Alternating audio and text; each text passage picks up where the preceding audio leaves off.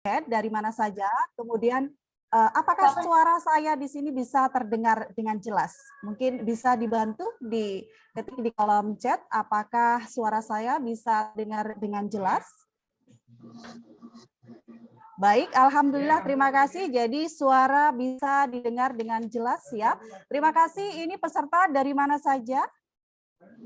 Mungkin bisa disampaikan di kolom chat. Alhamdulillah jelas, terima kasih. Ya, ada dari Lamongan. Dari Lamongan, kemudian Sidoarjo, selamat datang tentunya di webinar pada sore hari ini. Mudah-mudahan, ya ada dari Malang, dari Pekalongan, wah luar biasa sekali. Ada dari Surabaya, Bojonegoro, luar biasa. Ada dari Karanganyar. Alhamdulillah ya, dari Bojonegoro, Karanganyar, Malang juga. Kemudian ada dari Surabaya.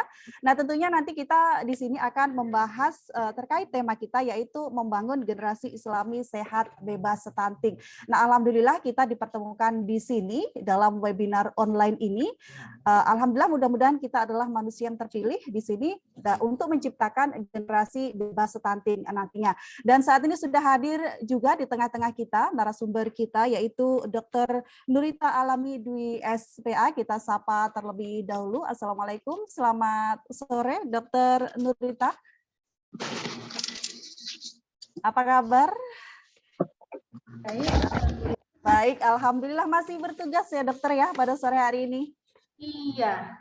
Alhamdulillah. Baik, luar biasa, Masya Allah. Mudah-mudahan apa yang Ibu dokter sampaikan pada hari ini tentunya mudah-mudahan bernilai pahala dan berkah untuk kita semua, dan tentunya apa yang kita sampaikan nanti bisa bermanfaat untuk para peserta yang sudah hadir di sini. Baiklah, sebelumnya kita langsung saja untuk kita mulai dari awal. Untuk narasumber satu lagi ada Dr. Sagiran, kita sapa terlebih dahulu. Assalamualaikum dokter, selamat sore. Assalamualaikum. Ya, mungkin panitia bisa ditolong unmute ya. Assalamualaikum dokter, selamat sore. Waalaikumsalam, selamat pagi. Selamat pagi ya, semangatnya semangat pagi ya dokter ya, luar biasa. Bukan, ini saya di Mekah ini masih barusan. Masya Allah, iya Masya Allah, masih di Mekah. Barusan duha. Barusan dua, Insya Allah. Nitip doa ya Ustadz ya di sana. Amin, Insya Allah. Mudah-mudahan kami semua yang hadir di sini bisa menyusul ke sana, Insya Allah. Insya Allah, amin. Baik, terima kasih para peserta juga. Ini peserta kita ada dari Karanganyar, Malang, Sidoarjo, dan juga Surabaya. Tadi sudah hadir semuanya di sini. Baik, kita mulai saja terlebih dahulu karena narasumber kita juga sudah hadir di sini. Bismillahirrahmanirrahim. Assalamualaikum warahmatullahi wabarakatuh. Waalaikumsalam. Hamdan syakirin, hamdan na'imin, hamdan yuafi ni'amahu wa yukafi mazidah, ya Rabbana lakal hamdu kama yanbahi li jalali wajhika wa adhimi sultanik. Asyhadu an la ilaha illallah wa asyhadu anna Muhammadar Rasulullah. Allahumma sholli ala Muhammad wa ala ali sayyidina Muhammad. Puji syukur tentunya kehadirat Allah Subhanahu wa taala karena berkat rahmat dan karunia-Nya tentunya kita dapat hadir bersama di webinar online kali ini dengan tema membangun generasi Islami sehat bebas stunting. Dan sholawat teriring salam marilah senantiasa kita sanjungkan kepada Nabi Muhammad SAW. Mudah-mudahan kita semua yang hadir di sini maupun umat Islam di seluruh dunia mendapat syafaat nantinya di yaumul kiamah. Amin amin ya robbal alamin. Nah, para calon ayah dan bunda dan juga para ayah dan bunda yang tentunya hadir di sini sebagai peserta. Mengawali acara pada hari ini, marilah kita dengarkan bersama dengan penuh hikmat pembacaan ayat-ayat suci Al-Quran yang akan dibacakan oleh saudari Qanitah An-Nabila Ayun. Dengan hormat kami silakan.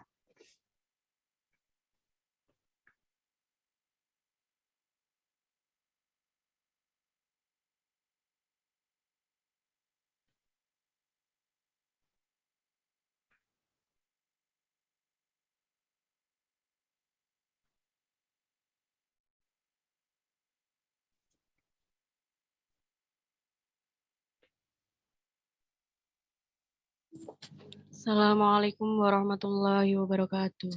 Waalaikumsalam warahmatullahi wabarakatuh. A'udzu billahi minasy syaithanir rajim.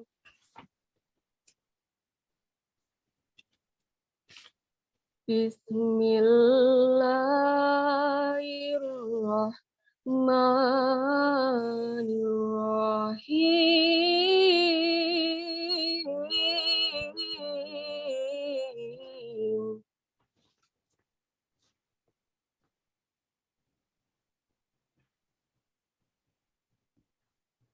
Innama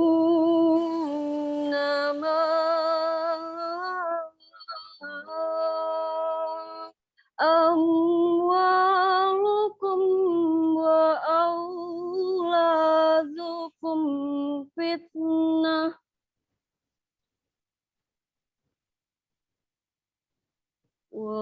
wallahu indahu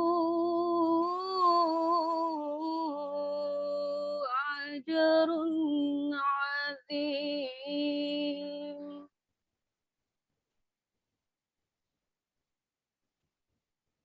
Fattaqullaha mastata'tum wasma'u wa ati'u wa anfiqu khairan li anfusikum wa man yuqashuha nafsihi fa ulaika humul muflihun.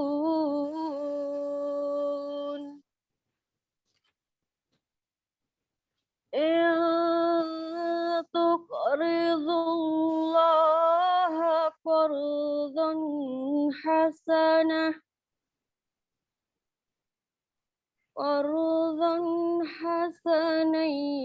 yudha'ifhu lakum wa yaghfir lakum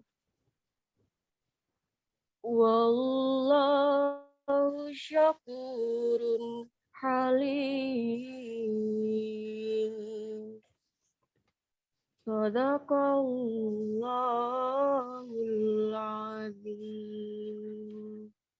Assalamualaikum warahmatullahi wabarakatuh. Waalaikumsalam warahmatullahi wabarakatuh. Shadaqallahul adzim, shadaqallahul adzim.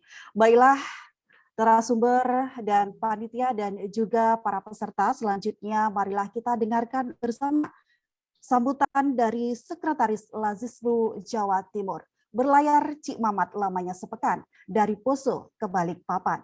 Dengan hormat kami persilahkan Bapak Masruh menyampaikan sambutan.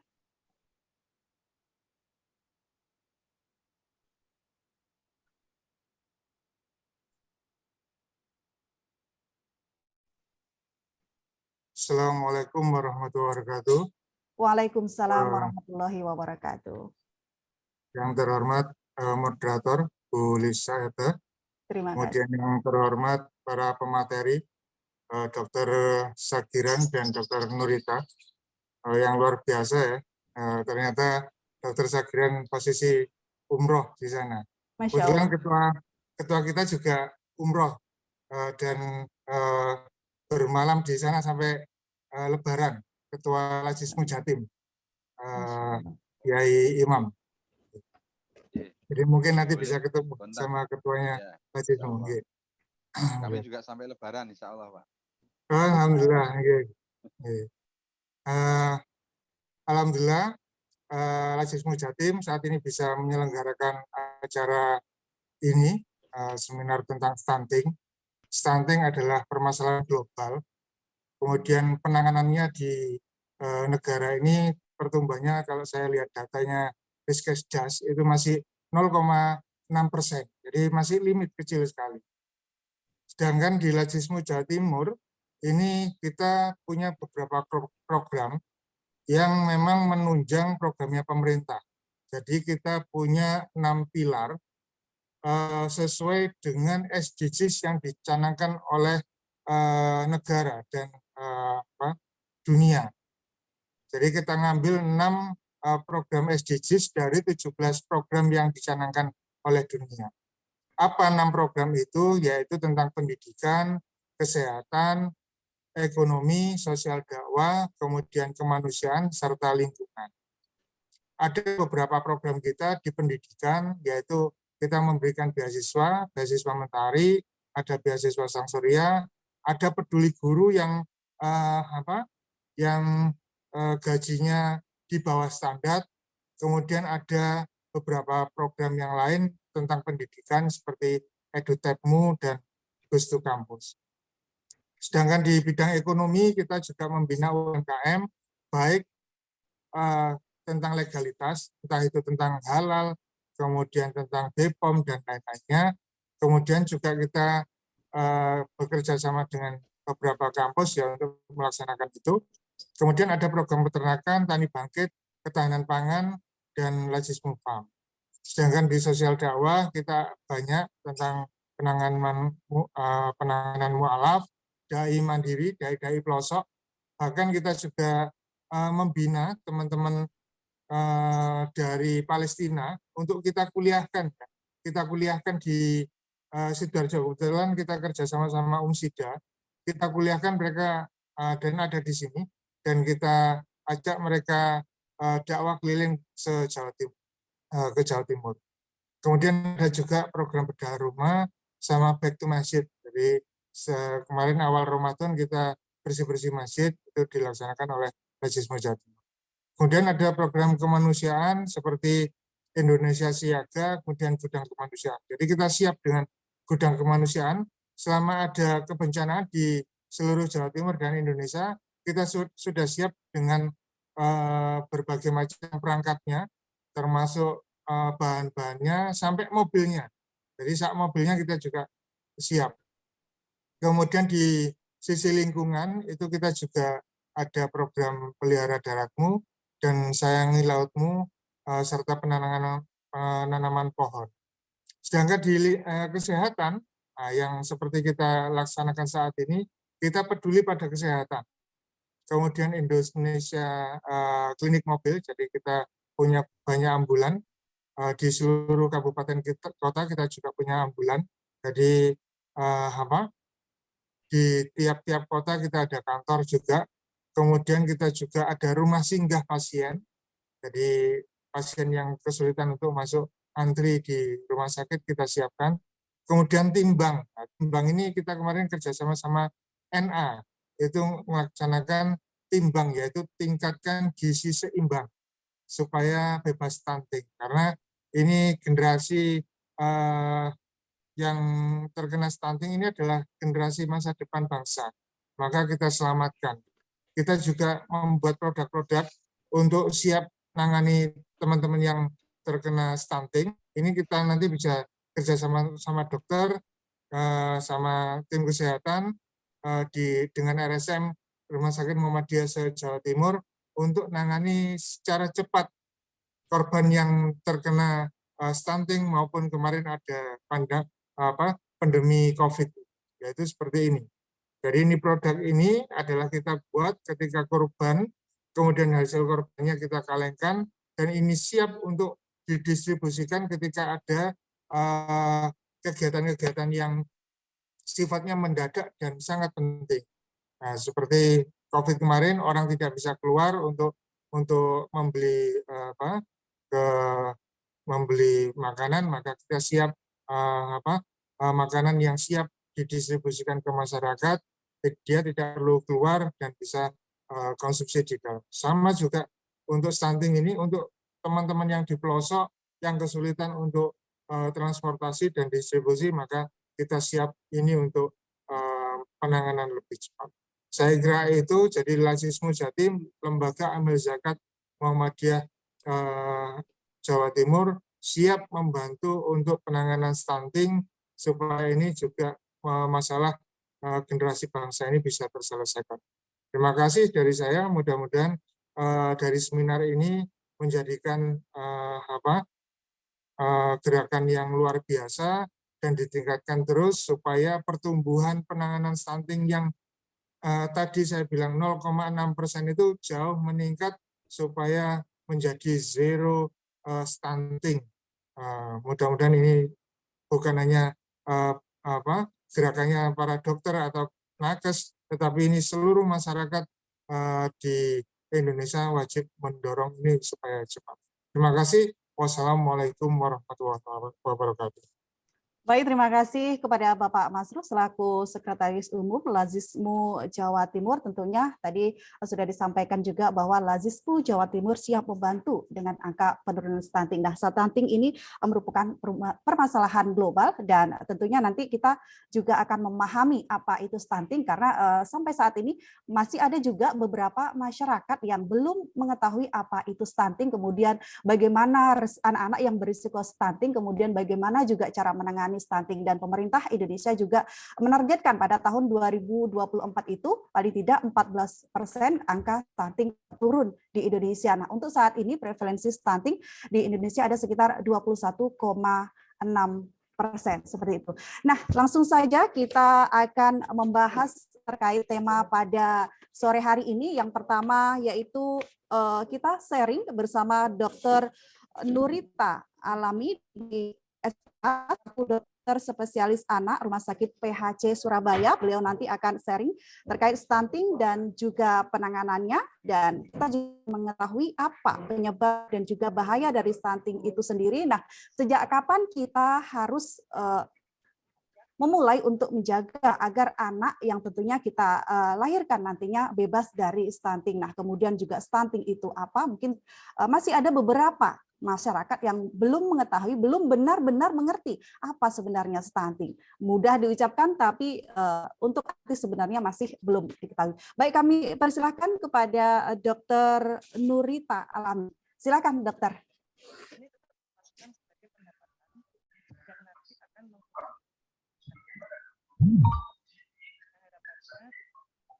Baik, terima kasih Mbak Lisaida atas pembukanya. Saya izin share screen dulu ya, Mbak. Oke, boleh. Untuk Silakan. slide-nya ya. Suara saya terdengar jelas, Mbak? Iya, terdengar jelas, Bu Dokter. Suara saya kedengaran, Mbak? Iya, kedengaran jelas dari sini. Ya.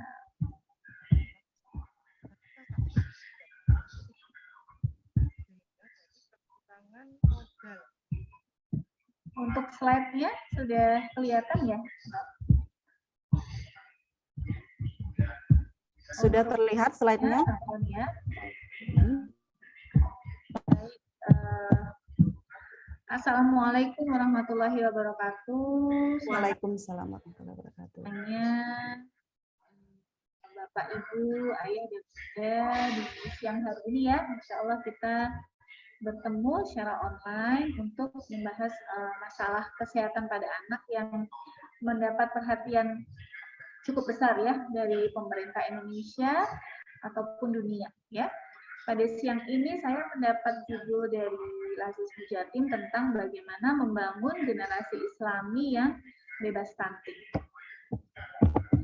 Nah, ini sebagai pembuka, jadi sudah disampaikan juga oleh Mbak Lisaida bahwa stunting di Indonesia masih tinggi begitu ya, dari tahun 2015 sampai tahun 2017 angkanya tidak berubah ya, berubah pun juga tidak banyak dan didominasi dengan sangat pendek ya, jadi lebih berat daripada stunting ya.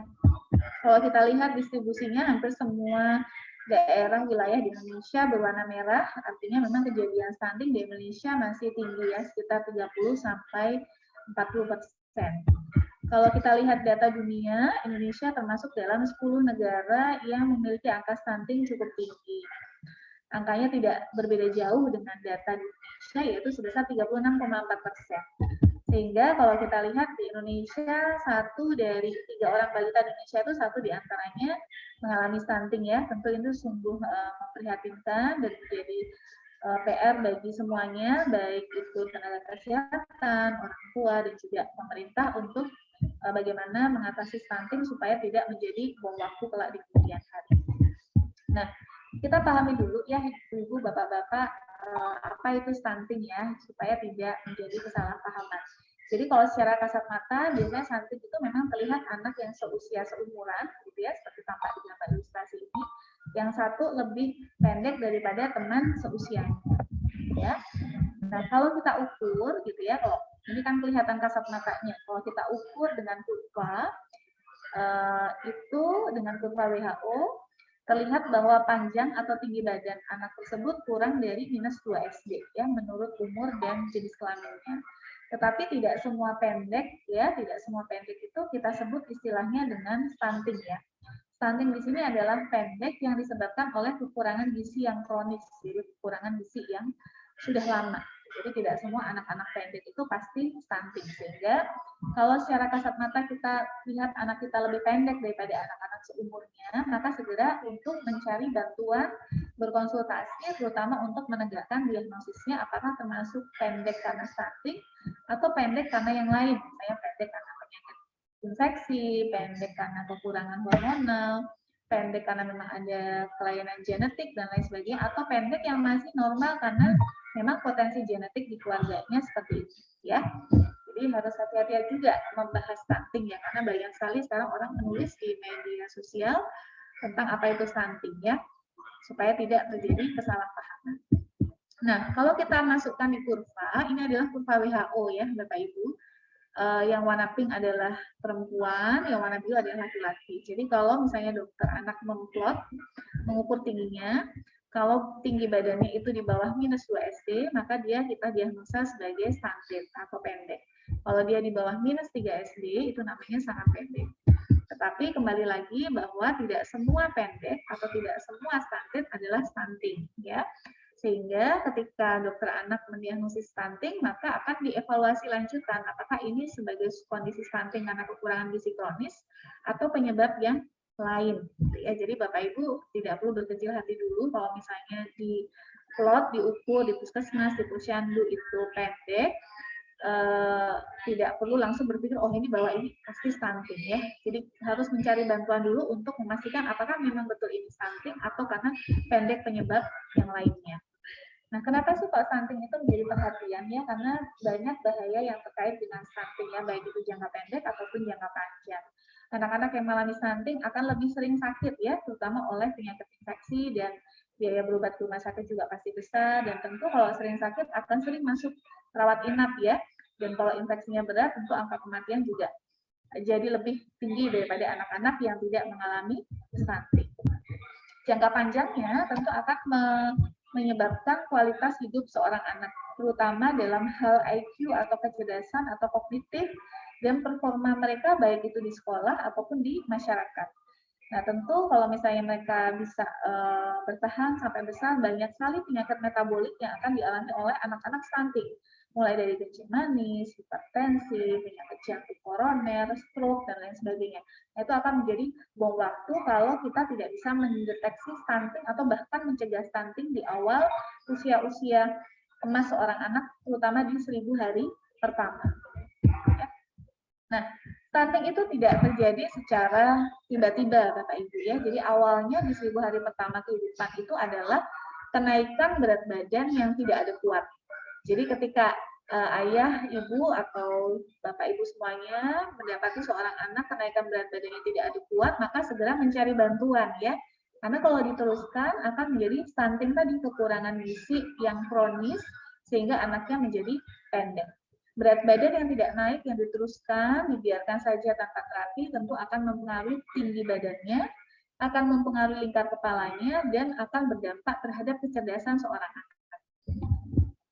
Nah, permasalahannya adalah stunting ini kerusakannya bersifat menetap atau irreversible, ya. Dan kita tidak melihatnya di 2 tahun pertama biasanya kerusakannya, tapi setelah dia memasuki usia di atas 2 tahun, bahkan lebih jelas ketika usia sekolah, ketika seorang anak sudah kesulitan dia untuk mengikuti pelajaran yang ada di sekolah, ya.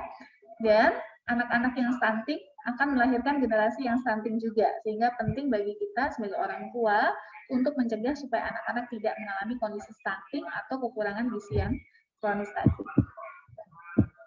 Nah, stunting itu banyak sekali penyebabnya. Yang pertama adalah genetik ya. Jadi kalau ada seorang anak yang sudah terdiagnosis stunting, sangat besar kemungkinannya untuk menghasilkan generasi yang stunting juga.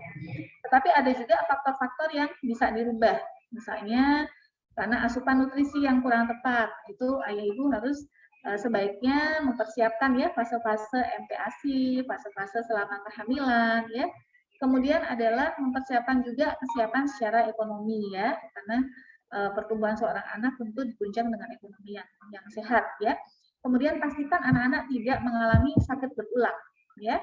Dan juga yang sering menyebabkan penurunan berat badan yang cukup drastis adalah penyakit yang diikuti dengan infeksi. Misalnya contohnya diare, muntah, itu akan menyebabkan kondisi berat badan akan cepat turun. Sehingga kita harus pastikan bahwa sanitasi dan kebersihan air di sekeliling seorang anak itu terjamin kebersihannya. Nah, mencegah stunting itu tidak dimulai dari ketika bayi lahir ya, tetapi sejak di dalam kandungan. Sehingga kita mengenal istilah namanya 1000 hari pertama. Kita pastikan bahwa ibu-ibu hamil, remaja-remaja putri, memiliki status nutrisi yang baik, tidak mengalami anemia, tidak memiliki penyakit tertentu yang tidak terkontrol, baik itu hipertensi, kencing manis, ataupun penyakit metabolik lainnya, dan kita pastikan bahwa ibu-ibu hamil mendapatkan nutrisi yang baik, sehingga proses pembentukan di dalam janin juga menjadi baik ya. Kemudian di 2 tahun pertama pastikan bahwa anak-anak mendapatkan nutrisi yang cukup ya, baik itu kebutuhan makronutrien ataupun mikronutrien secara seimbang. Nah, stunting ini harus dicegah. Sebaiknya jangan sampai itu terjadi pada anak-anak. Kalau sudah stunting, kerusakannya menetap ya dan sulit untuk dikoreksi. Sehingga langkah yang baik yang kita kerjakan adalah mencegah supaya anak-anak tidak mengalami stunting. Yang pertama apa yang dilakukan adalah rutin kontrol ya untuk ibu-ibu yang sedang mengandung, yang sedang hamil, karena sebetulnya 1000 hari pertama itu dimulai sejak dalam kandungan. Kemudian yang kedua, ketika fase MPASI, berikanlah MPASI yang tepat. Tepat secara apa? Tepat secara waktu. Artinya MPASI diberikan memang pada saat anak itu siap ya. Biasanya di usia 6 bulan. Tidak dibenarkan memberikan MPASI di bawah usia tersebut ya. Memang ada beberapa kasus yang diberikan lebih dini di usia 4 bulan, tetapi atas indikasi medis dan di bawah pemantauan dokter spesialis anak. Kemudian juga pastikan bahwa MPASI yang diberikan itu adalah MPASI yang adekuat, yang cukup. Cukup secara jumlah ya, cukup secara komposisi, baik itu karbohidrat, protein, lemaknya ya, dan kebutuhan mikronutrien lainnya seperti zat besi, vitamin D, kalsium, dan zinc. Kemudian pastikan itu aman dikonsumsi untuk anak-anak kita ya, tidak banyak bahan pengawet, pastikan kandungan garam cukup, kemudian pastikan tidak kadaluarsa dan disajikan dengan cara yang benar ya. Jadi dengan responsive feeding, artinya makan itu bukanlah suatu kegiatan yang memaksa ya sampai anak itu mengalami trauma, juga itu tidak betul ya.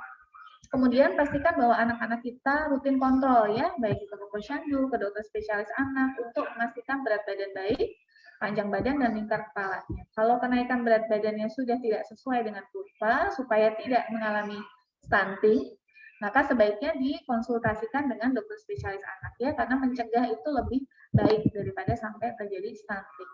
Kemudian anak-anak kita, ayah, bapak, dan ibu semuanya harus tidur yang cukup ya, karena tidur yang cukup itu menjamin pertumbuhan pada seorang anak. Kemudian ASI eksklusif, pastikan semua anak-anak mendapatkan ASI eksklusif selama 6 bulan. Dan tadi yang saya sebutkan bahwa komposisi MPASI harus diperhatikan. Jadi tidak memberikan nasi sama sayur aja ya. Jadi harus ada nasi, kemudian ada protein hewaninya, dan ada sumber lemak. Sumber lemak kita bisa dapatkan dari minyak, dari mentega, dari butter, dari santan. Itu boleh diberikan pada saat MPASI ya. Kemudian anak-anak harus banyak bergerak ya, tidak dibenarkan untuk berlama-lama bermain gadget, berjam-jam ya. Pastikan mereka bergerak minimal 1-3 jam sehari sesuai dengan usianya. Nah, kalau tidak naik berat badannya karena mencegah stunting lebih baik, karena sifat kerusakan dari stunting itu bersifat menetap, maka kalau tidak naik berat badannya segera untuk mencari bantuan. Nah, kenapa sih MPASI itu perlu ya? Jadi 6 bulan pertama itu kita memberikan ASI eksklusif. Ternyata setelah 6 bulan, kekurangan energinya cukup besar ya. Jadi kebutuhan energinya sebesar 700, tetapi dari ASI hanya bisa memenuhi 500. dengan sebagian bertambahnya umur, ternyata ASI semakin tidak cukup ya, sehingga muncullah yang namanya MPASI tadi ya, makanan pendamping ASI yang kita berikan untuk melengkapi kekurangan ASI. Kemudian yang penting juga zat besinya sudah hampir tidak ada ya di usia 6 bulan di dalam ASI. Padahal kita tahu bahwa zat besi itu penting sekali, terutama untuk perkembangan otak, untuk perkembangan sel saraf, itu kita memerlukan namanya zat besi. Sehingga kita dapat dari mana zat besinya? Kita dapat dari MPASI. Ya. Nah, tadi MPASI harus ada 4 kunci tepat. Yang pertama adalah tepat waktu, diberikan di usia 6 bulan. Boleh dok diberikan sebelum 6 bulan, boleh. Paling cepat 4 bulan, tetapi atas indikasi medis. Artinya memang kenaikan berat badannya kurang baik, dan memang ada evaluasi dari dokter spesialis anaknya. Apakah memang anaknya sudah siap? Siap secara fisik, siap secara psikis, siap secara enzim. Kemudian diberikan secara adekuat, secara cukup ya. Baik itu cukup dalam arti porsi ataupun komposisi. Seringkali kita lihat bahwa orang tua memberikan nasi dengan pisang dilumat. Nah, itu sudah tidak boleh lagi ya. Jadi untuk MPASI harus ada karbohidrat, harus ada protein, terutama protein hewani ya. Dan kemudian harus ada sumber lemak. Jadi ketika kita memberikan MPASI, jangan takut-takut untuk memberikan lemak, untuk memberikan minyak, santan, mentega, dan butter. Dan harus aman serta higienis, serta diberikan secara responsive feeding. Artinya tidak diperkenankan memberikan MPASI dengan memaksa, mencubit, mencekoki, ya, menjejali, mengancam, ya, atau mengiming-imingi hadiah. Nah, itu pemberian MPASI yang kurang tepat. Nah, tadi ada adekuat tadi ya. Jadi komposisi MPASI yang terutama adalah karbohidrat. Karbohidrat mulai dari boleh nasi, boleh tepung beras, boleh kentang, boleh mie, boleh makaroni ya. Itu komposisinya paling besar. Kemudian yang kedua adalah lemak. Kenapa lemak paling besar? Karena kalorinya paling banyak. Pada bayi-bayi kecil yang mendapatkan MPASI, kapasitas lambungnya masih kecil dan enzim-enzim pencernaannya masih belum siap. Sehingga dia membutuhkan kalori yang besar. Nah, sumber lemak itu kita dapat dari mana? Dari minyak, dari mentega, dari butter ya. Kemudian yang ketiga adalah protein. Nah, protein di sini yang diutamakan adalah protein hewani. Kenapa? Karena di sana zat-zat asam amino atau sumber protein esensial yang memang tidak bisa diproduksi oleh tubuh kita sendiri sangat lengkap ketimbang dari protein nabati. Kemudian ada mikronutrien, zat besi, vitamin, ginseng, itu juga didapatkan dari protein hewani. Kemudian pastikan cairannya cukup. Hati-hati ketika fase MPASI, jangan berikan ASI, air putih, susu formula yang berlebihan. ASI, susu formula sudah mulai dikurangi, digeser dengan pemberian MPASI ya. Kemudian serat seperti sayur, buah, itu pada usia di bawah 1 tahun hanya perkenalan saja. Artinya tidak diberikan dalam jumlah yang banyak, dan kita hanya memberikan satu jenis serat saja di jadwal makan. Misalnya sayur bayam, ya kita berikan bayam saja, sayur sop, ya mungkin wortelnya saja, dan sebagainya. Jadi pilih salah satu jenis sayur yang akan diberikan kepada seorang anak. Mengapa? Karena serat itu kandungan gizinya lebih sedikit, mencernanya lebih sulit gitu ya, dan seringkali menyebabkan sembelit. Tetapi kita memerlukan serat untuk mengenalkan anak berbagai macam rasa dan tekstur, sehingga dia belajar untuk mengunyah, belajar untuk menelan, belajar untuk ususnya supaya dia lebih mudah nanti ketika dia mengenal berbagai macam, mudah untuk mencerna dan sebagainya ya. Jadi serat tetap harus diperkenalkan. Nah, tadi ya ini sumber karbohidrat, sumber protein nabati kita bisa dapat juga dari tahu tempe, sumber protein hewani paling penting untuk anak-anak, dan sumber lemak ya. Jadi ibu-ibu, bapak-bapak kalau masak jangan takut-takut ya untuk memberikan minyak, mentega, butter, garam, gula, itu pun boleh ya, bumbu-bumbu rumah tangga boleh seperti orang dewasa makan pada umumnya, tetapi rasanya tidak terlalu tajam ya. Nah, MPASI itu dari pertambahan usia semakin lama semakin banyak. Artinya apa, Bapak Ibu? Kalau di awal perkenalan MPASI mungkin ASI masih dominan ya. Misalnya kita bisa memberikan ASI sehari 7-8 kali. Tetapi ketika memasuki usia 1 tahun, ASI hanya diberikan sehari 4 kali saja maksimal ya. Supaya anak ada kesempatan untuk mendapatkan MPASI lebih banyak, belajar untuk mengunyah, menelan, mengenal berbagai macam rasa dan tekstur, dengan memberikan kesempatan MPASI seluas-luasnya. Kalau misalnya ASI itu terlalu banyak, maka rasanya yang diterima oleh anak adalah rasa kenyang.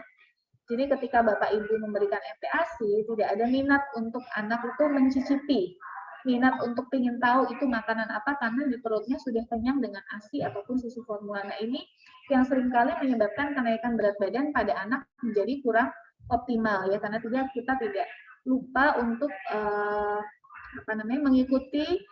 Seharusnya memang ASI itu dengan bertambah usia makin lama makin berkurang ya, bukan setiap kali anak menangis selalu diberikan ASI ya, tetapi ada jadwal-jadwal tertentu supaya anak bisa mendapatkan MPASI lebih banyak. Nah, tadi protein adalah penting ya. Kenapa protein hewani? Karena banyak sekali di dalam protein hewani itu asam amino esensial, artinya asam amino yang memang tidak bisa kita dapatkan atau tidak bisa kita produksi oleh tubuh kita sendiri. Dan kalau data penelitian ya, Bapak Ibu semuanya ya, kalau anak kita diberikan 1 butir telur sehari selama 6 bulan, ternyata bisa menurunkan angka stunting sebanyak 47% dan angka berat badan kurang sebesar 74%. Nah, kebutuhan protein dari usia 6 sampai 11 bulan cukup besar ya, sebesar 15 gram ya. Jadi kalau awal-awal MPASI sebaiknya Bapak Ibu belajar untuk ditimbang dulu ya. Gram ini dalam arti kata bahan mentah ya. Jadi bukan bahan yang sudah diolah, bahan mentah. Coba kita timbang seberapa banyak untuk menjadi dasar masak yang berikutnya. Nah, dengan pertambahan usia pasti kebutuhan proteinnya juga bertambah banyak ya, dan ini 2 kali lipat lebih besar daripada kebutuhan orang dewasa. Jadi makanya tadi kenapa kalau pada proses MPASI seratnya sayurnya jangan banyak-banyak ya, supaya kita bisa mengenalkan protein dalam jumlah besar untuk kebutuhan si kecil dengan lambung yang kapasitasnya juga masih kecil. Kalau terlalu banyak serat, protein hewani tidak bisa masuk dalam jumlah yang cukup banyak ya. Nah, ternyata tidak semua jenis protein itu mudah dicerna ya Bapak Ibu untuk saluran si kecil. Yang paling mudah dicerna adalah telur ya, kemudian susu, ayam, dan daging ya. Tetapi setiap jenis protein dia memiliki kekurangan kelebihan masing-masing. Sehingga kalau kita memberikan protein hewan pada fase MPASI, berikanlah secara bergantian dan bervariasi. Jadi tidak ada makanan yang paling sempurna, tetapi kita mengenalkan supaya anak-anak bisa mendapatkan semua kebutuhan nutrisinya dengan memberikan jenis protein hewani secara bergantian.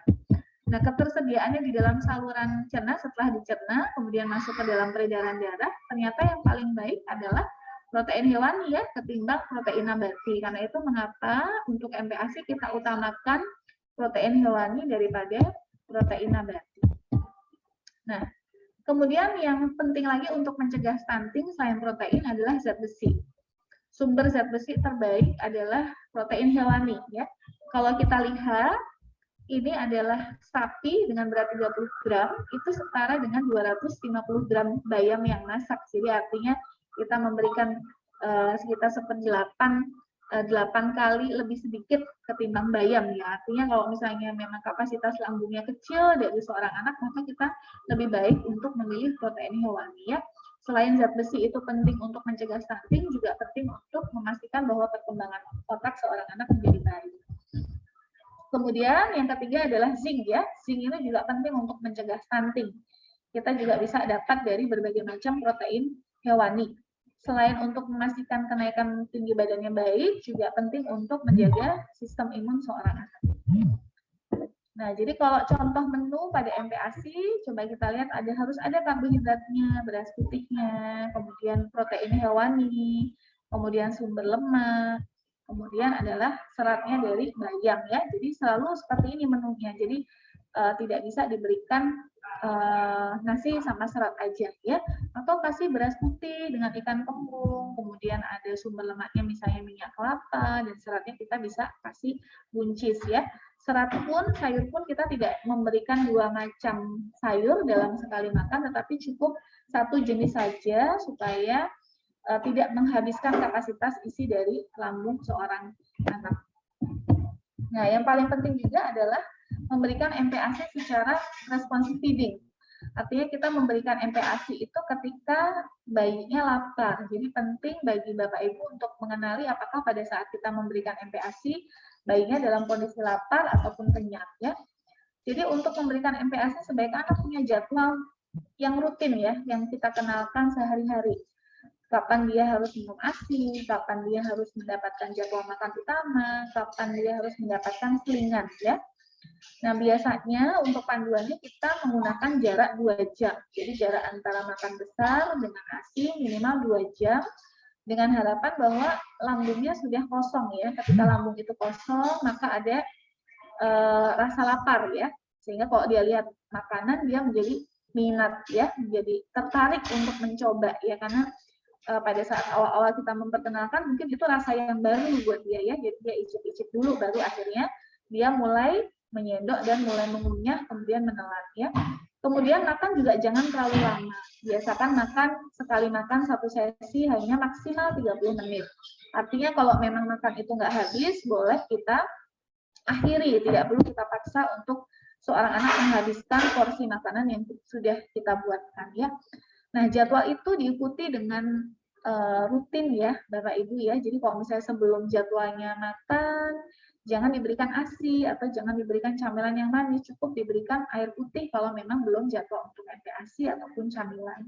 Kemudian lingkungan juga harus mendukung ya. Jadi biasakan anak-anak makan di tempat yang sudah disepakati. Misalnya mau makan di meja makan, mau makan di ruang tamu ya. Tidak boleh dipaksa, diancam ya, dicubit dan lain sebagainya ya.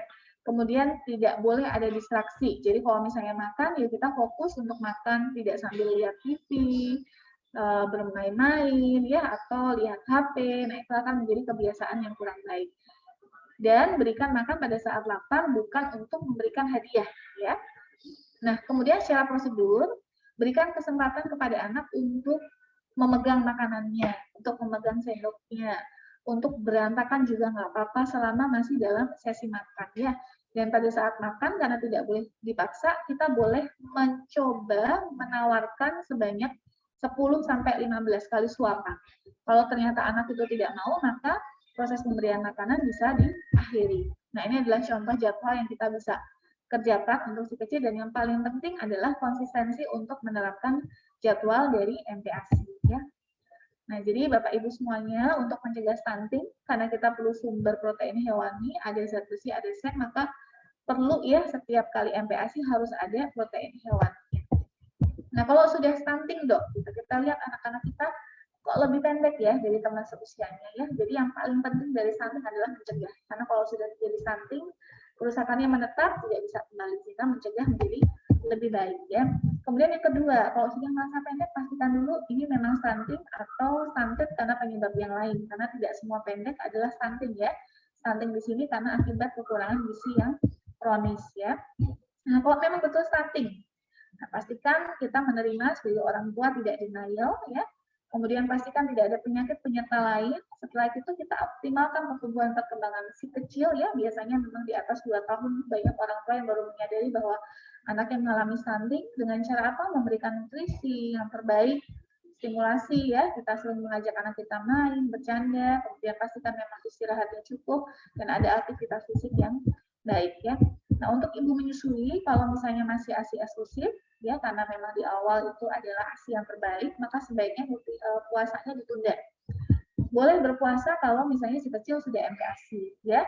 Dan bayi atau ibu tidak mengalami dehidrasi, ibunya juga sehat, bayinya juga sehat, dan tidak sedang menyusui 2 orang anak secara bersamaan, ya. Maka boleh untuk berpuasa.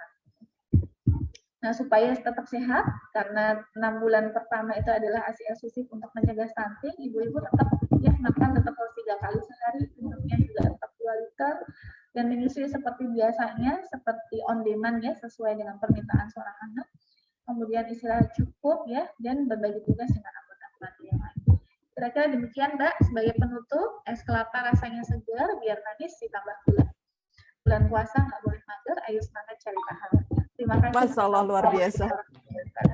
Luar biasa, terima kasih Dokter Nurita Alami. Luar biasa sekali pantunnya, masih semangat ya, semuanya masih berpuasa tentunya hari ini, mudah-mudahan bisa tuntas puasanya semuanya.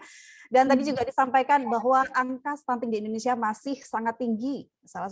Indonesia termasuk 10 negara dengan angka 36,4%. Dan efek daripada stunting itu sendiri ada jangka panjang dan juga jangka pendeknya. Nah, untuk mencegah stunting sendiri kita juga harus memulai dari sejak dalam kandungan dan juga di 1000 hari kehidupan pertama mereka. Nah, selanjutnya kita di sini akan membuka sesi tanya jawab, dan tadi juga ada pesan dari panitia bahwa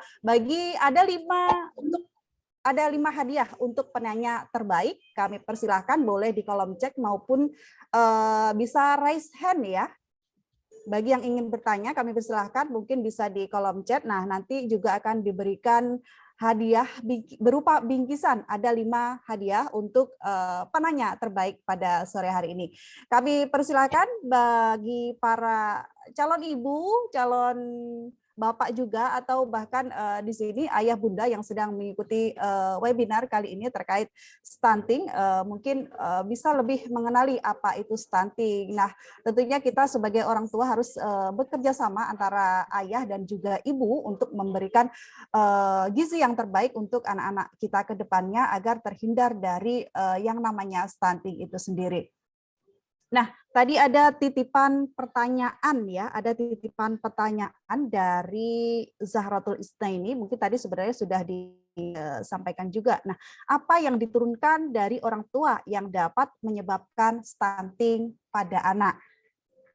Ini dari Zahratul Isnaini ya, mungkin bisa dijawab kepada Dr. Dorita Alami. Ini adalah pertanyaannya, apa yang diturunkan dari orang tua yang dapat menyebabkan stunting pada anak? Silakan dokter.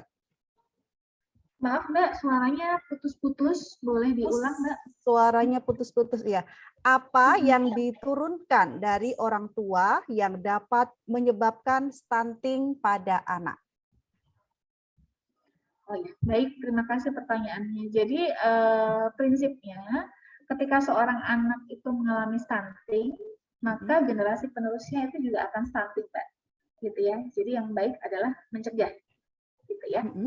Yang diturunkan adalah secara genetiknya ya. Jadi memang kalau anak sudah mengalami stunting, terjadi perubahan lah semuanya secara genetik, termasuk penyakit metabolik. Jadi anak-anak stunting atau kelak di kemudian hari akan mudah sekali mengalami penyakit metabolik seperti kencing manis, hipertensi, penyakit jantung koroner ya. Jadi kalau sudah stunting ya hati-hati, itu tadi makanya saya bilang sebagai bom waktu ya, karena itu pastikan memang anak-anak tidak mengalami kondisi stunting dengan apa? Dengan cara memastikan bahwa kenaikan berat badannya cukup setiap bulannya. Kalau misalnya sudah tidak cukup, tidak sesuai kurva, maka segera berkonsultasi ya, karena stunting itu tidak terjadi tiba-tiba, Mbak. Itu proses kronis ya, terutama di 2 tahun pertama diakibatkan karena kekurangan gizi. Jadi yang bisa diturunkan orang tua ke anaknya apa? Kalau dia sendiri stunting. Karena itulah jangan sampai kita generasi penerus kita mengalami kondisi stunting, karena berikutnya juga akan menjadi stunting kelak di kemudian hari, seperti itu Mbak. Jadi lebih baik mencegah ya daripada mengalami kondisi stunting. Berarti itu artinya seorang ibu yang mengalami stunting sejak lahir bisa melahirkan kembali anak yang nantinya stunting gitu ya.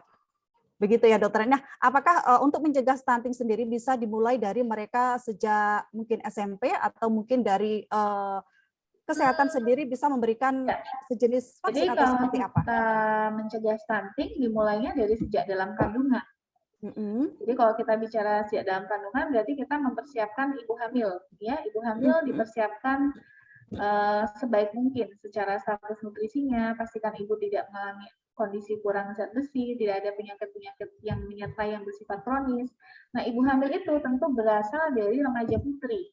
Jadi kita pastikan bahwa remaja-remaja putri kita sehat ya, tidak ada yang anemia ketika sudah haid gitu ya. Kita pastikan bahwa tidak mengalami kekurangan zat besi seperti itu, tidak ada yang mengalami malnutrisi ya. Malnutrisi itu dalam arti kata kekurangan berat badan yang kurang dan juga kelebihan berat badan gitu ya. Jadi pastikan memang generasi ibu, calon ibu tadi adalah generasi yang siap untuk melahirkan generasi selanjutnya. Kita menyiapkannya dari remaja, kemudian masa kehamilan.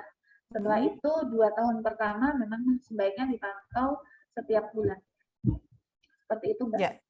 Itu artinya kita memang dalam mencegah stunting dimulai dari sejak kandungan, dari remaja sudah kita mulai ya, seperti itu ya dokter ya. Nah, ini ada pertanyaan berikutnya dari Gunawan ya dari Blitar. Assalamualaikum dokter, bagaimana dengan warga yang miskin sehingga kebutuhan gizi kurang, dan bagaimana mengedukasi masyarakat yang ngotot masalah genetik yang tidak bisa dirubah karena keturunan orang tua? Silakan dokter.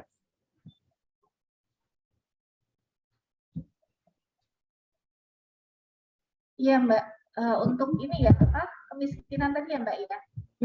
Itu kebutuhan gizinya mereka yang Ya. kemiskinan kurang, pasti untuk gizinya mereka sangat kurang seperti itu. Nah, silakan dok. Ya.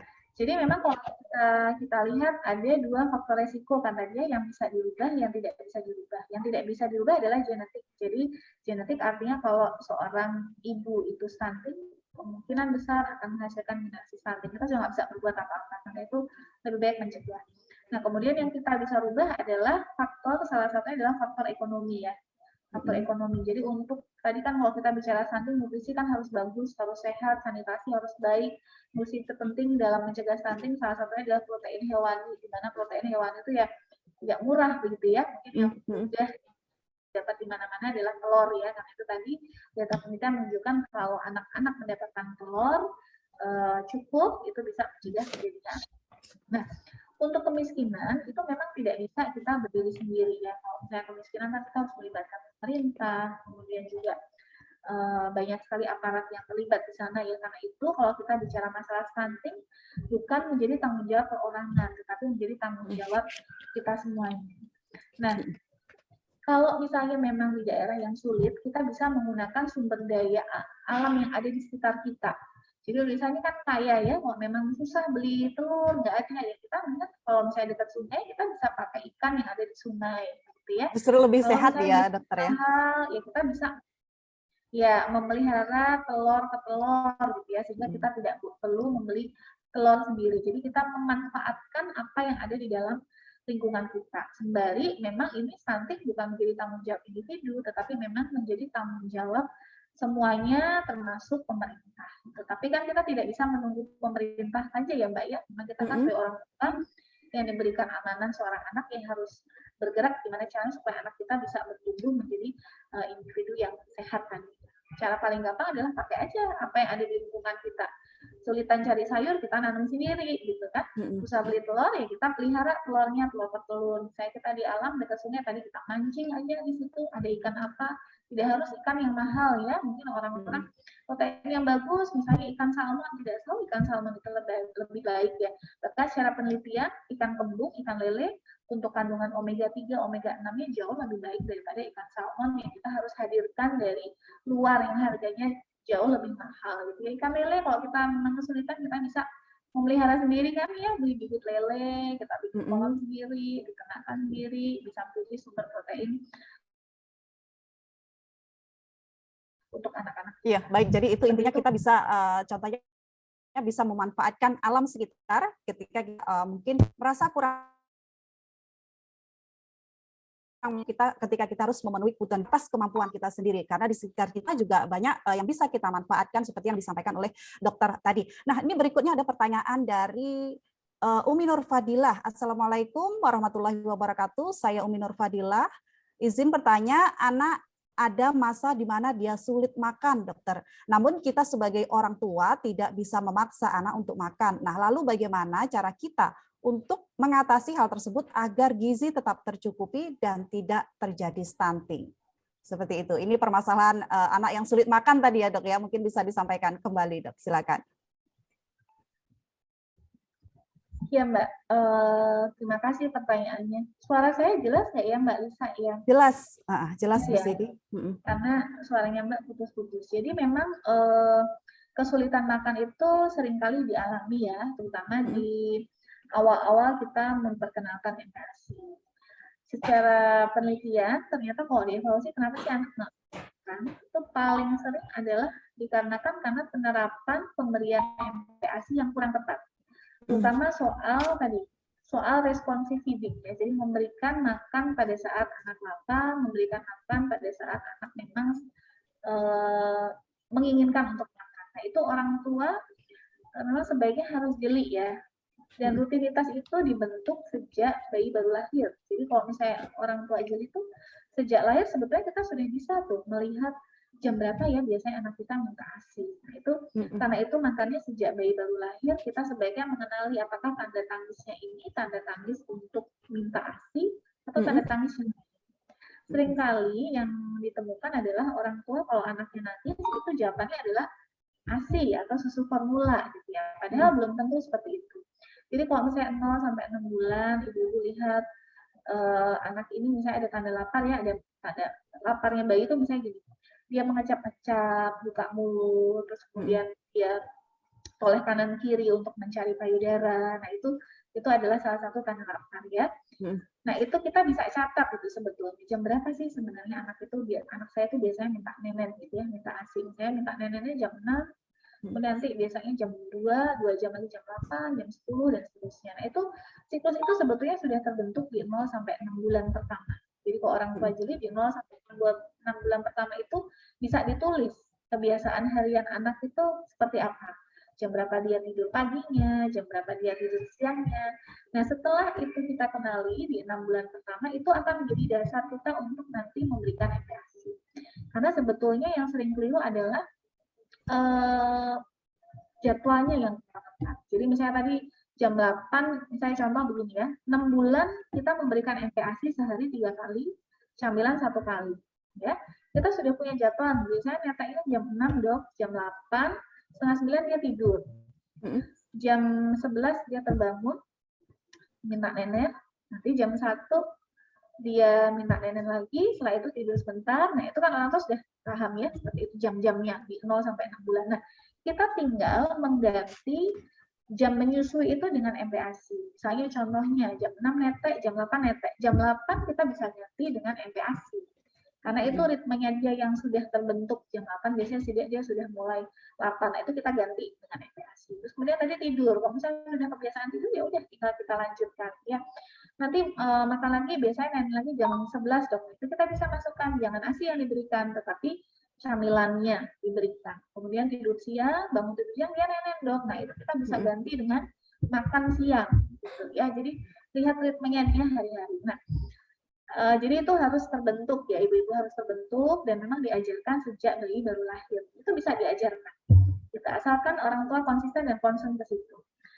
Kemudian yang kedua yang sering kali terjadi adalah proses MPASI itu adalah transisi ya, Bapak Ibu ya, transisi dari makanan cair, transisi dari ASI, kemudian kita mengenalkan makanan yang ada teksturnya, makanan yang mungkin rasanya sedikit berbeda dengan ASI.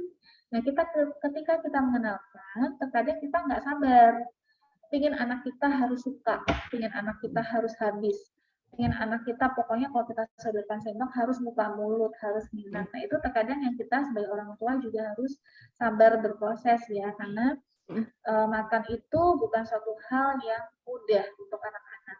Bayangkan anak kita yang biasanya minum ASI, yang teksturnya cair, yang mudah sekali untuk dicerna, sekarang dia harus belajar membuka mulutnya, belajar untuk mengunyah, belajar untuk menelan.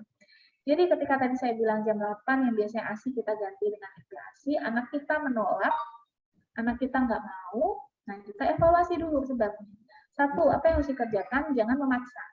MPASI adalah responsive feeding. Jadi responsive feeding berikan ketika anak itu lapar dan kita berikan dengan interaksi, ada komunikasi antara pengasuh dengan orang tua dan tidak memaksa atau menjejali. Jadi cukup kita sodorkan sendoknya di depan mulut, maka anak akan berusaha untuk mengambil makanannya kalau dia lapar. Nah, kalau sudah kita coba di jam makan MPASI selama 10-15 kali, dia tidak mau, maka makan itu boleh diakhiri, minum air putih, dan biarkan anak melakukan aktivitasnya dia, misalnya bermain, apa jangan diberikan ASI.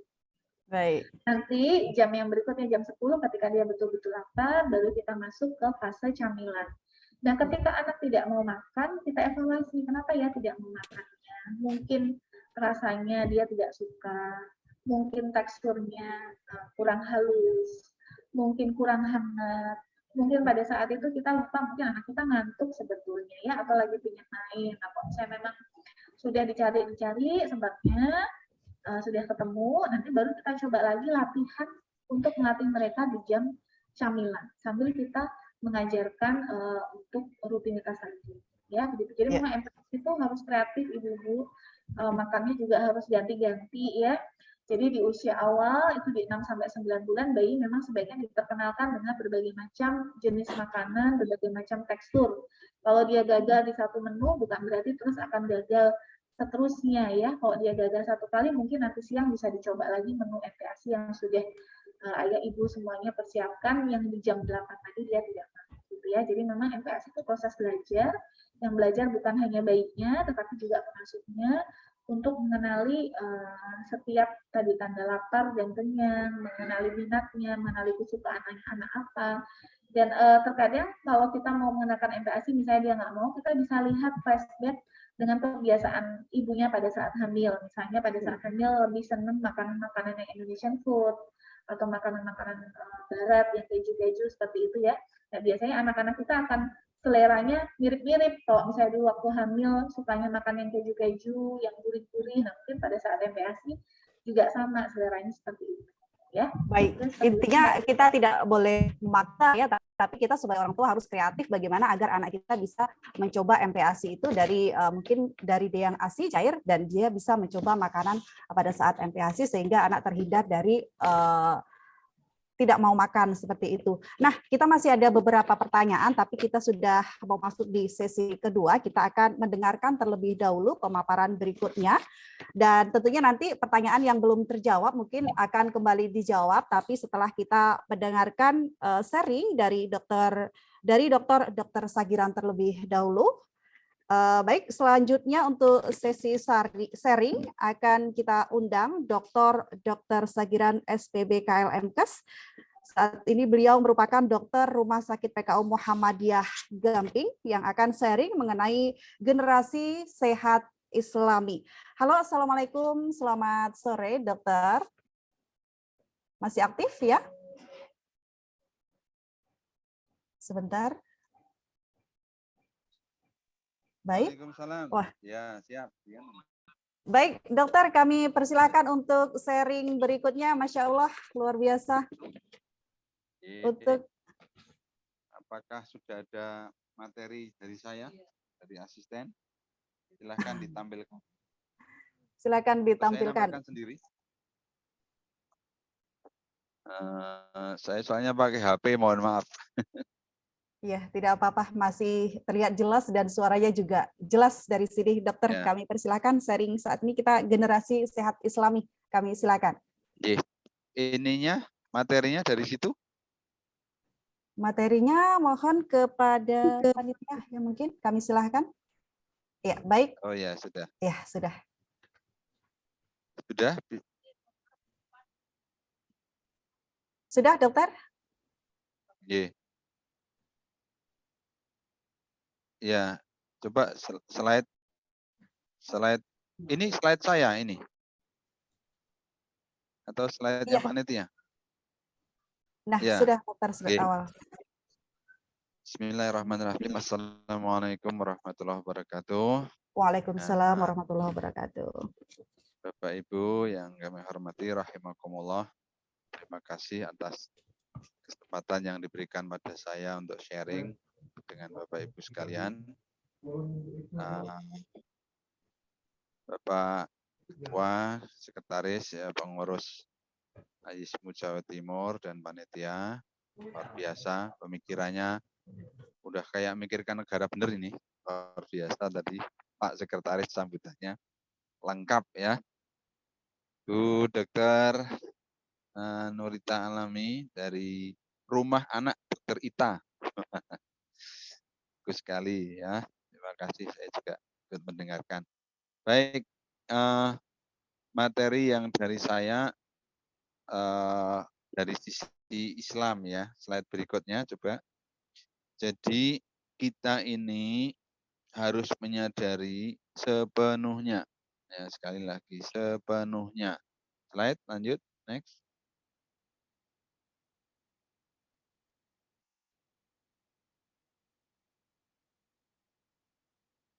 Nah, ini.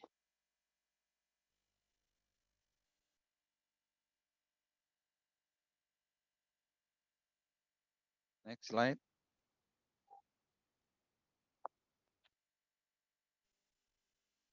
Kok meloncat? Ya.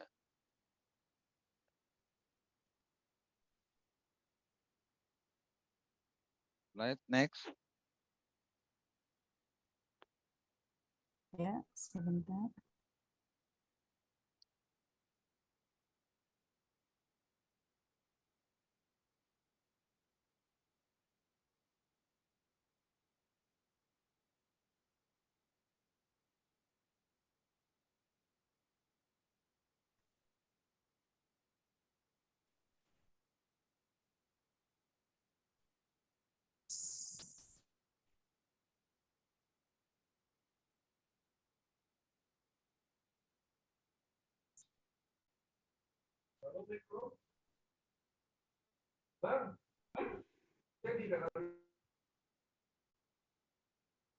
Ya. Coba sebelumnya. Yes, ya ini. Bapak Ibu sekalian, jadi kita harus menyadari sepenuhnya bahwa apapun yang ada pada diri kita itu adalah anugerah yang akan dipertanggungjawabkan. Inilah cirinya orang beriman. Jadi orang beriman setiap aspek kehidupannya itu selalu ya ta'alluq ya mengikatkan diri kita ini kepada Allah Subhanahu wa taala ya. Ya, pertanggungjawaban. Ingat slide berikutnya. Ingat semua kenikmatan yang dalam hal ini sering digolongkan menjadi dua, yakni nikmat sehat dan nikmat waktu senggang. Ini adalah nikmat yang sering dilupakan oleh manusia. Ya, nah, dalam kesempatan ini ayo kita sama-sama saling mengingatkan. Slide berikutnya. Nah, sekali lagi klik. Bapak Ibu sekalian, kita ini punya ya sebetulnya kalau mau dirinci ya ada akidah, ada syariah, ada muamalah begitulah. Tapi ada yang menggolongkan muamalah itu tetap termasuk dalam syariah ya. Kita ini kalau sedang sehat itu kadang ya insya Allah sih nyaman-nyaman aja ya. Artinya dari keyakinan kita ya alhamdulillah senang ibadah, senang ya. Tapi kalau sudah sakit kadang-kadang sok aneh-aneh ya. Ya saya sebagai dokter ahli bedah banyak orang yang kena kanker itu ya dia merasa wah ini karena apalah, karena ada yang ganggu dari roh jahat dan seterusnya. Jadi kalau udah sakit itu kadang-kadang berubah itu perangainya, keyakinannya dan akhirnya ritual-ritual yang dilakukan juga aneh-aneh. Ada yang diobati dengan cara dipindah ke binatang, macam-macam itu. Nah, Islam betul-betul mengingatkan ini semua. Ya, akidah dan syariah harus tetap benar, baik dalam kondisi sehat maupun kondisi sakit. Slide berikutnya. Bapak Ibu sekalian, Islam itu memiliki dua konsep.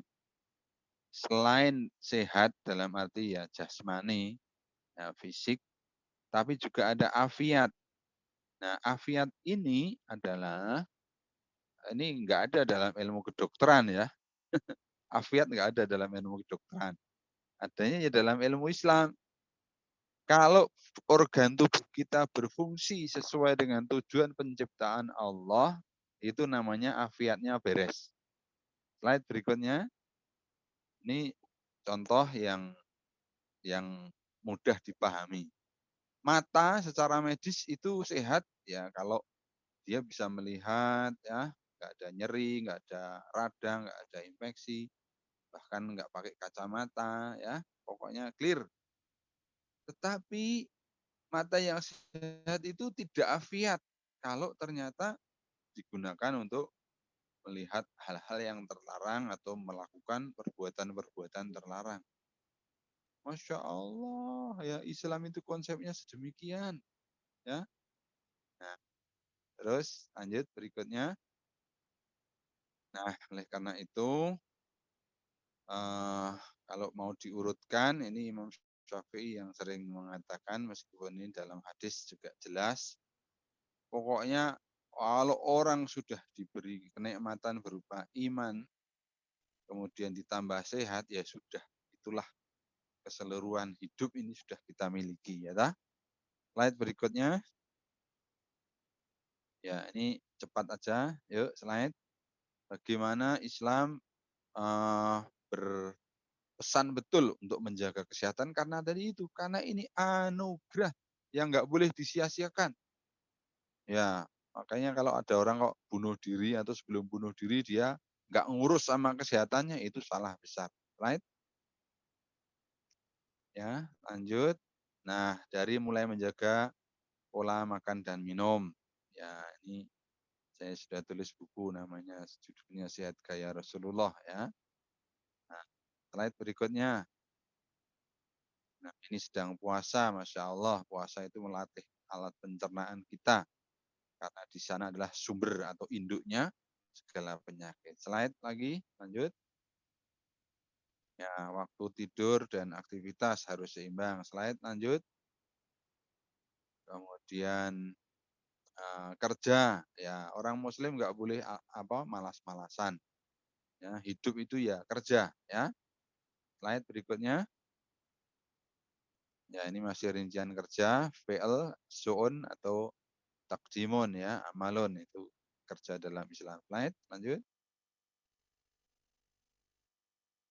Terus lanjut, ini cepat aja nanti masuk ke olahraga, lanjut.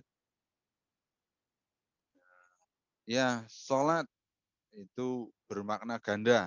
Secara fisik itu juga seperti olahraga, secara spiritual jelas itu komunikasi terbaik antara kita dengan Allah. Slide, lanjut. Ya, wudhu juga demikian. Slide, lanjut. Ya, saya tulis buku gantung wudhu itu karena betapa konsep kebersihan ya, toharoh dalam Islam itu Masya Allah, itu memang luar biasa. Saya juga baru kemarin membaca tentang bagaimana fitrah dalam Islam itu betul-betul sesuai dengan aspek-aspek kesehatan. Dalam segala hal sudah, ya, nggak ada yang bertentangan. Slide berikutnya.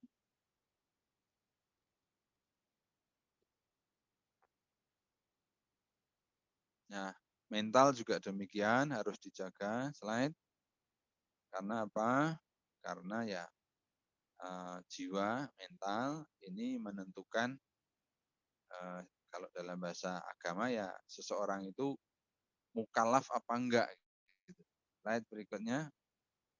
Jadi mukallaf itu artinya dibebani hukum. Kalau dalam bahasa anak-anak ya menjadi akil balik.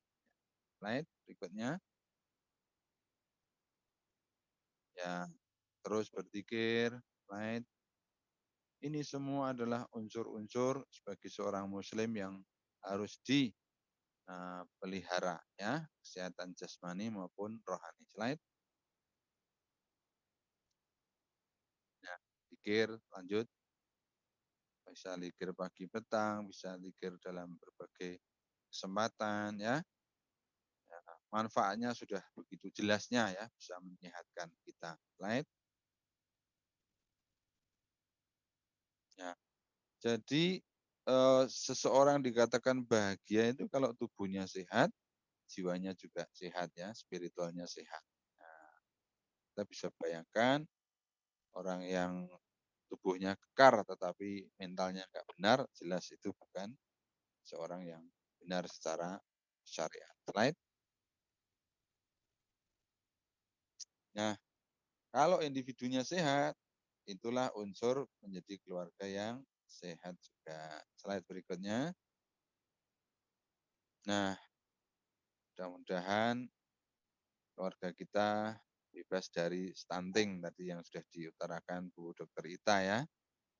Slide berikutnya, saya nggak akan bahas yang stuntingnya, lanjut saja, lanjut terus tadi sudah dibahas soalnya, terus ya terus ini terus lanjut.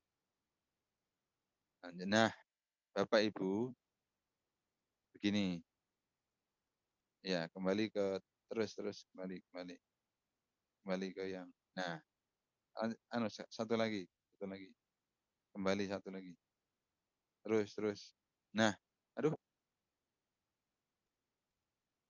Jadi kalau tadi Bu Dokter Ita menyampaikan penanganannya itu sejak kehamilan. Ya, betul. Ya, tetapi dalam kesempatan ini saya ingin ajak Bapak Ibu semua peserta, terutama tadi Mbak moderator mengatakan para calon ibu, calon bapak juga ya. Ayo kita memilih pasangan betul-betul seperti kata Nabi. Ya, dipilihnya pasangan itu bisa berdasarkan apa? Nasabnya, bisa berdasarkan derajatnya atau kekuasaan atau jabatan, tapi juga berdasarkan agamanya. Dan agama inilah yang harus diperhatikan dan akan dipilih menjadi pertimbangan utama. Slide berikutnya. Kenapa? Ya, karena hajat spiritual material itu harus seimbang, ya, tidak bisa timpang. Ya, kaya saja nggak bisa, harus soleh, ya, gitu misalnya. Slide berikutnya. Nah, kadang-kadang akhir-akhir ini memang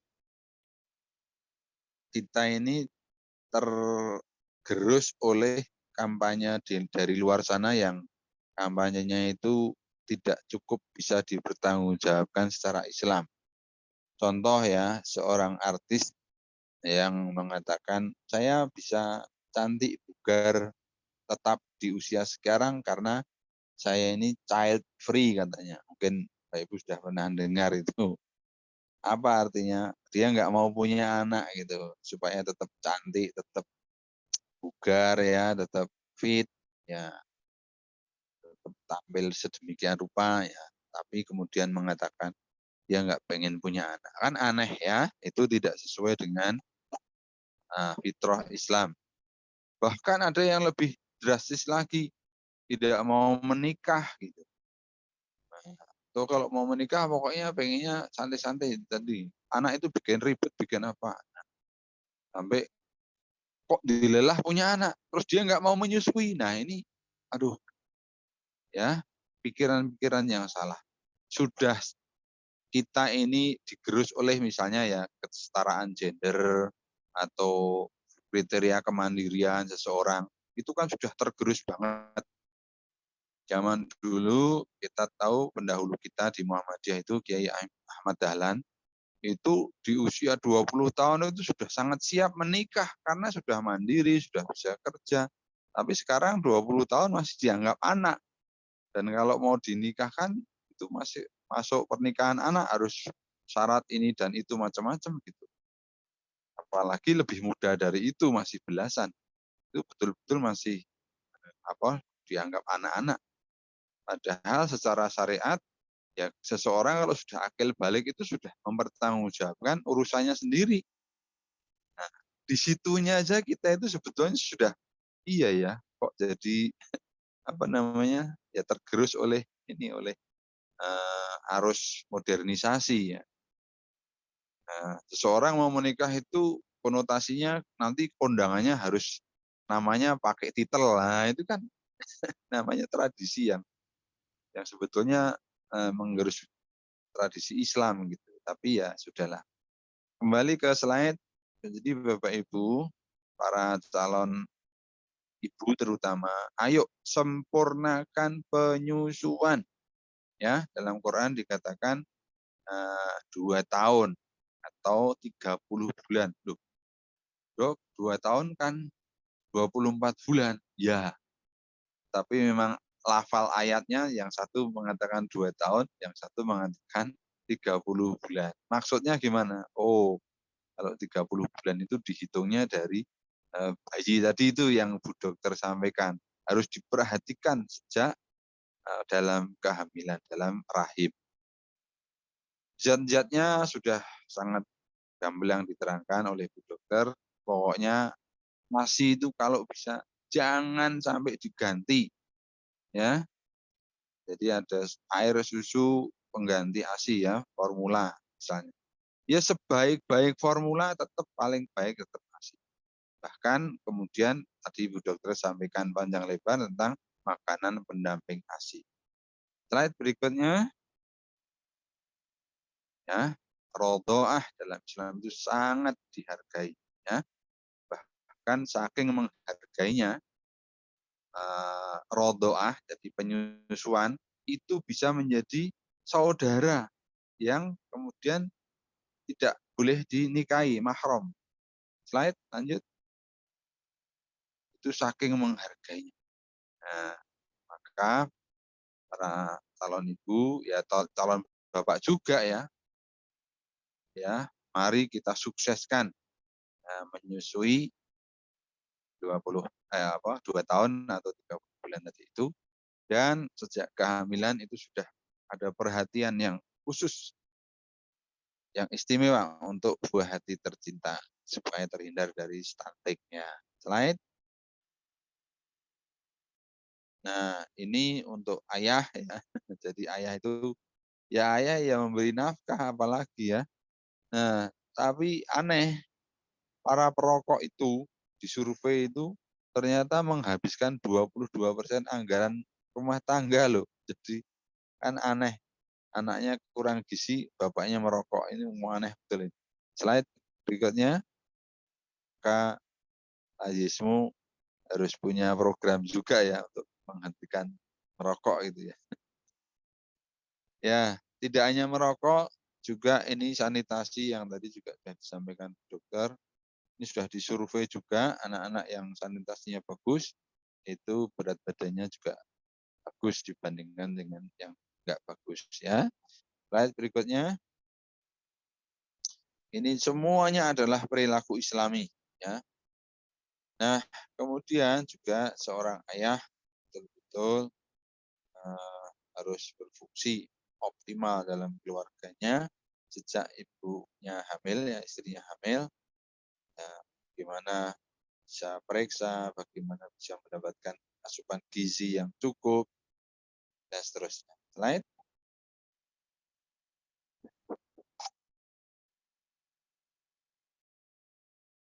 Nah, tentang perilaku hidup sehat ya, PHBS, itu memang ya untuk urusan apapun, ya termasuk dalam hal ini stunting.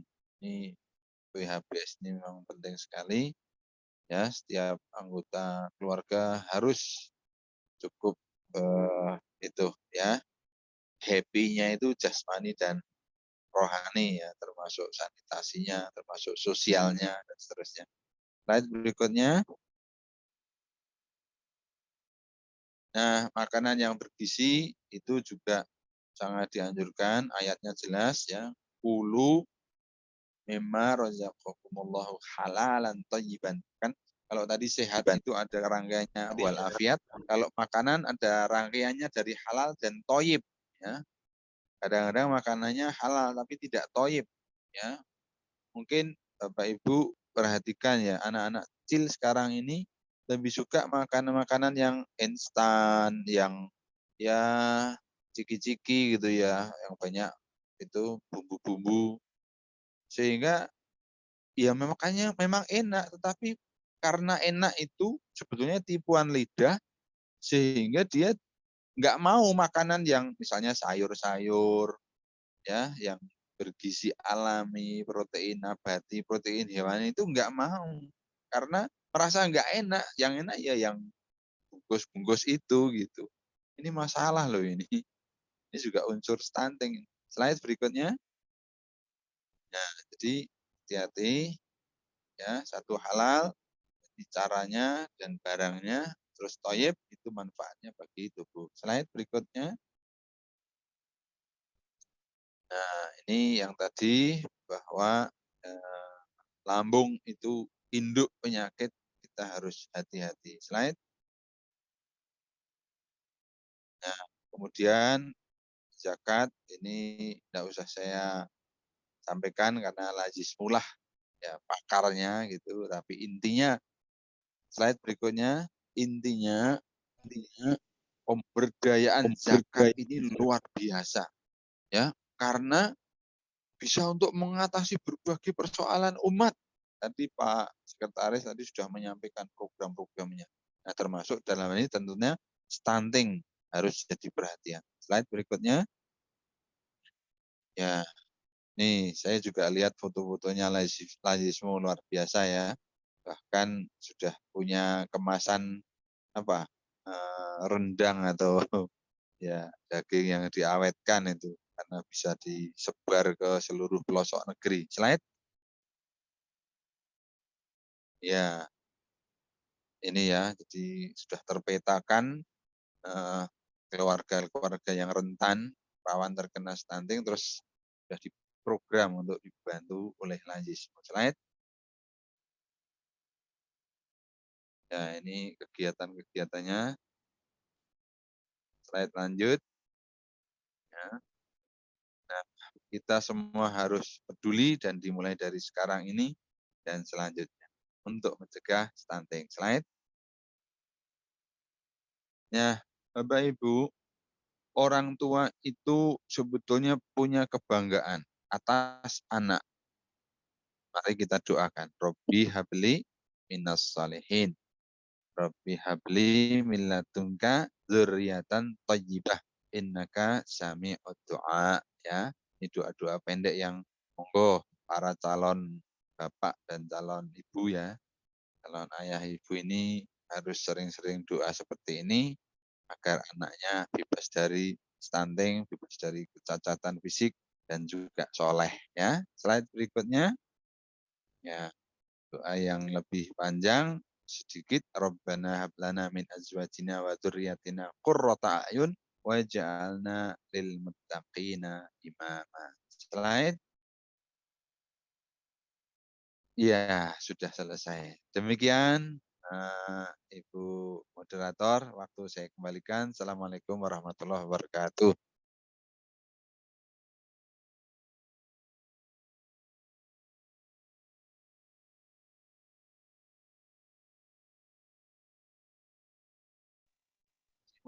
Baik, mohon maaf. Kami ulangi sekali lagi terima kasih kepada Dr. Sagiran yang saat ini sedang berada di Mekah. Tentunya kita juga semua memohon doa agar Indonesia tentunya menurun angka stuntingnya tersebut. Amin, amin, amin ya robbal alamin. Dan tadi sudah disampaikan beberapa hal sharing terkait generasi sehat Islami dan juga kita sebagai orang tua dan juga para calon orang tua sebisa mungkin menghindari untuk memberikan anak-anak itu makanan berupa ciki-ciki. Mungkin seperti yang disampaikan Ustadz tadi, mungkin ini sepertinya biasa ya, padahal ini salah satu unsur dari stunting itu sendiri, karena ketika anak-anak sudah diberikan makanan seperti ciki-ciki, mereka akan sulit dikasih makanan yang bergizi karena rasanya pasti akan berbeda seperti itu ya dokter ya. Nah, dokter, ini ada beberapa pertanyaan juga tadi yang sebenarnya ada juga sebagian pertanyaan yang dari dokter Nurita tadi, tapi dokter Nurita karena ada jadwal Polri, jadi izin terlebih dahulu keluar dari forum. Nah, kita lanjutkan pertanyaannya langsung ke dokter Sagiran. Insya Allah mudah-mudahan bisa membantu nantinya pertanyaan-pertanyaan dari para peserta kita pada sore hari ini. Boleh ya dokter ya? Baik, ini ada beberapa pertanyaan ya dokter ya. Ini kita bacakan dari pertanyaan terakhir dulu, lalu kita kembali lagi ke pertanyaan yang ditujukan kepada dokter Nurita tadi. Bagaimana supaya doa kita cepat diijabah, dok? Seperti itu, singkat, ada dan jelas.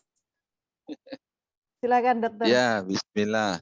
Ini dari Pak Pertama, Masruh, silakan. ya Ustadz, Masya Allah. Ya, Insya Allah. pertama ya tentu doanya doa yang benar ya, bukan untuk kejelekan ya. Yang kedua dilakukan dengan cara yang benar, artinya ya kita kan tahu kan bagaimana doa yang benar itu ya. Terus ini unsur-unsurnya kita mendahului dengan istighfar, dengan memuji-muji Allah, dengan bersalawat, baru memanjatkan doanya. kemudian dilakukan di waktu-waktu dan tempat-tempat yang lebih ijabah. Ya, kita tahu waktu ijabah itu jam-jam berapa, misalnya tengah malam, penghujung malam, habis sholat, waktu hujan turun dan seterusnya. Tempat ijabah kita tahu ya, masjid atau kalau ini sedang di tempat suci kayak gini, masya Allah ya. Saya juga banyak dititipi doa ya. Ya sudah, ini memang kesempatan. Terus berikutnya ada yang menggunakan wasilah. Wasilah itu artinya maaf loh ya, kalau bahasa sehari-hari kita pelicin gitu. Pelicin ya. Tapi pelicin konotasinya jelek ya. Nyogok gitu ya, suap gitu. Suap. Tapi wasilah dalam hal ini adalah ya kita punya amal soleh apa, kemudian kita sebut, ya Allah, dikarenakan saya sudah pernah menolong seseorang yang begini, saat ini saya juga butuh pertolongan, ya Allah tolonglah. Nah, itu namanya wasilah. Atau dia sengaja, dia pergi dari rumah membawa sejumlah uang, dia sedekahkan dulu ke layismu gitu. Terus setelah sedekah terus berdoa, itu juga namanya wasilah. Demikian Ustaz. Mbak Baik, Lis, terima monggo. kasih. Terima kasih. Terima kasih Dokter Sagiran. Jadi itu tadi jawabannya ya, Pak Masrur. Mudah-mudahan dapat membantu bagaimana doa kita agar terkabul oleh Allah Subhanahu Wa Taala. Salah satunya hari ini mungkin kita bisa juga menitipkan doa kepada Dokter Sagiran yang saat ini berada di tanah suci Mekah. Saya juga menitipkan doa ya Dokter ya. Berikut, nah ini kita harus menyelesaikan ada beberapa pertanyaan yang tadi. Mungkin Dokter Sagiran juga bisa membantu. Nih ada pertanyaan dari Magetan ya kalau tidak salah. Anak dikatakan stunting pada usia berapa sebenarnya dok? Nah, nanti tadi sebenarnya mungkin sudah dibahas, mungkin bisa dokter bisa kembali menyampaikan sekilas. Silakan dokter. Oke. Ya itu kan tadi Bu Ita ya, Bu Dr. Ita. Tapi gini, Bapak Ibu kan kalau punya anak itu punya KMS ya. Iya betul. KMS tahu ya, kartu menuju sehat. Tadi yang Bu Dr. Ita juga menampilkan. Ya intinya kalau anak kita ini sejak bayi terus di ke posyandu ya kalau kita di Indonesia kan sering ada namanya kegiatan posyandu. Ya. Nah, terus timbangannya itu nggak naik gitu. Wah itu harus perhatian itu. Ya, biasanya yang diukur timbangan, kemudian tinggi badan sama lingkar lengan. Biasanya itu. Nah, kalau anak-anak pada usianya itu biasanya naik gitu, grafiknya itu kelihatan seperti yang ada di kartu KMS itu. Kok dia enggak, kok malah nyelorot misalnya. Wah, ini bahaya. Gitu nggih. Jadi di usia balita itu sudah diketahui itu. Dan itu harus cepat-cepat diatasi itu. Jadi intinya gejala stunting itu sudah bisa diketahui sejak usia balita. Mungkin ini bisa menjadi perhatian kepada para calon bapak. Jadi itulah pentingnya kita memahami apa itu arti stunting dan bagaimana juga gejalanya seperti itu ya dokter ya. Iya. Baik, berikutnya ini ada pertanyaan dari Ibu Elvi, Kabupaten Kediri. Berapa kali idealnya support diberikan kepada bayi 2 bulan? Nah, karena ASI si ibu tidak mencukupi untuk disimpan. Nah, itu bagaimana, dokter? Silakan. Di WA-kan ke dokter Ita ya. Ya, mungkin bisa di WA-kan ya. Kemudian ini ada lagi pertanyaan dari Azizah ya. Bagaimana cara mengasih tahu anak agar supaya langsung dimengerti? Ini mungkin dari orang tua juga salah satunya adalah kita bisa mendoakan agar anak itu memiliki hati yang lembut seperti itu ya, dokter ya. Silakan mungkin ditanggapi pertanyaan dari Ibu Azizah. Ya memang begini. Kita nggak bisa lepas dari lingkungan ya. Lingkungan saat ini Masya Allah. Bayi loh. Bayi itu bisa-bisanya udah mainan gadget coba. Masya Allah ya. Bahkan dari umur 9 bulan sudah ada ya dokter ya. Saya lihat umur 9 bulan. Gadgetnya ditarik nangis coba. Aduh. Makanya harus bijak ya Bapak Ibu ya. Bagaimana kepada anak-anak kita memberikan sesuatu yang bermanfaat dan yang tidak bermanfaat. Tetapi dengan kasih sayang ibu, dengan kasih sayang ayah, insya Allah semuanya bisa diatasi. Adik, ayo maam dulu. Ya, monggo nanti dengan tayangan-tayangan yang sesuai ya, misalnya Upin Ipin yang sedang makan atau siapalah yang kartun-kartun itu ya, monggo kalau memang itu menjadi sarana. Karena ya itu tadi, kita nggak bisa lepas dari lingkungan. Tapi juga kita nggak boleh nyerah ya. Wah, anaknya sampai benar-benar ada yang sakit-sakitan gara-gara itu tadi. Kalau nggak dikasih ini nggak mau makan. Jadi anaknya ikut ngancam gitu loh. Nggak mau saya. Dia, aduh. Begitu nggih, bismillah. Jadi sebaiknya kita hindari untuk memberikan gadget kepada anak-anak yang masih belum saatnya, seperti itu ya dokter ya. Iya, iya, betul. Sebenarnya efektifnya itu di usia berapa sih dok? Ya, itu di tumbuh kembang anak itu dipelajari ya. Mhm. Ya, kalau dari sisi tayangan sih sebetulnya boleh saja. Cuman masalahnya ediknya itu loh. Ediknya itu. Makanya biasanya orang tua yang bijak memberi jadwal. Ya, nanti dikasih nonton jam sekian sampai jam sekian. Baik, Nggak apa-apa, dipilihkan yang sesuai ya. baik, Tetap ada baik. manfaatnya. Tapi Tetap harus ada bijak manfaatnya. tadi. Iya, hanya kita sebagai orang tua harus bijak, tapi tidak berarti kita tidak sama sekali memberikan handphone kepada anak-anak ya, karena itu juga penting bagi kita. Seperti itu ya Ustadz, dokter ya. Nah, ini untuk terakhir Ustadz kita closing statement dari Dokter Sagiran, mungkin harapannya yang ingin disampaikan kepada para peserta tentunya pada hari ini terkait tema yang kita sampaikan dan sekaligus doa penutup. Kami silakan, dokter. Oke.